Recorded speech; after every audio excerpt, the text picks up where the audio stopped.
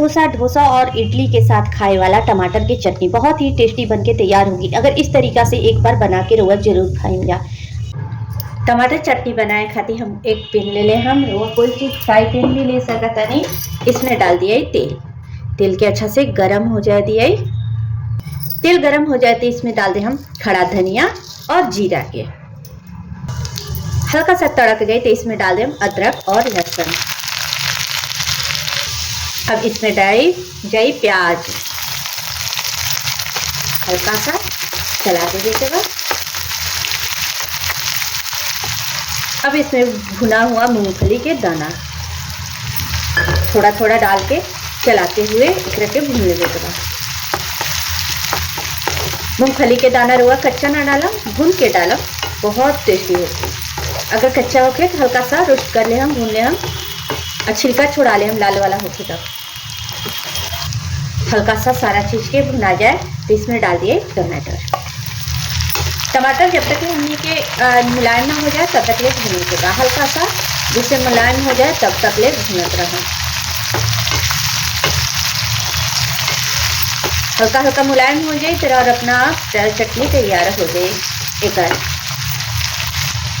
अब इसमें डाल दिए सूखी लाल मिर्च, थोड़ी सी इमली, थोड़ा सा गुड़।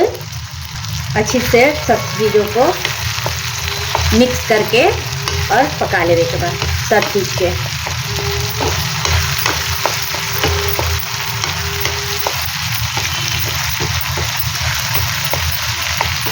हल्का सा हमनी के टमाटर मुलायम हो गई बा।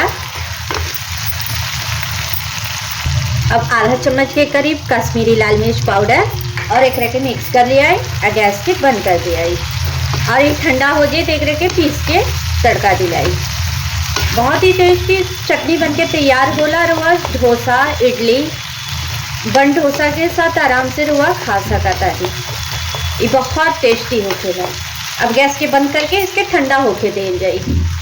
ये अच्छी तरीके से ठंडा हो गई। अब एक रखे चटनी बनाओ जाए। चटनी बनाए करते एक जार ले ले हम और सारा चटनी के बैटर के इसमें डाल दिए। अब इसमें थोड़ा सा पानी डाल के पहले एक रखे दरदरा पीस लिया।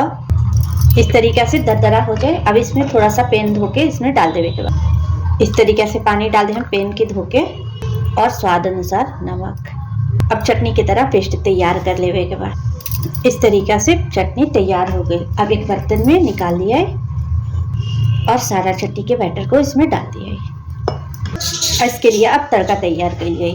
तड़का देवे खातिर एक पैन में तेल डालल जाए। तेल के अच्छा से गरम हो जाए दे हम।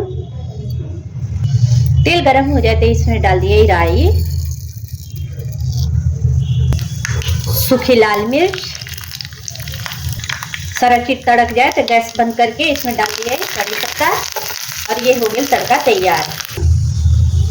और सारा तड़का चटनी में डाल दिया ये। अब तैयार हो गई हमने के ये चटनी। अब रुआ एक के बन डोसा के साथ खाई या रुआ इडली के साथ खाई या तो डोसा के साथ खाई। सब चीज़ के साथ बहुत ही टेस्टी चटनी बनके तैयार हो गई बा। अब रुआ आराम से एक के 2 दिन तक ले स्टोर करके रख ली और खा सकता नहीं। बन डोसा के साथ, इडली के साथ या तो डोसा के साथ खाए वाला टमाटर की चटनी एक बार इस तरीका से बनाई, बहुत ही टेस्टी बनी। चलिए तो फिर मेरा एक नया रेसिपी के साथ, एक मज़ेदार रेसिपी के साथ। हमारी रेसिपी देखे खातिर वो समझे के बहुत बहुत धन्यवाद। अच्छा लगे तो लाइक सब्सक्राइब जरूर करें।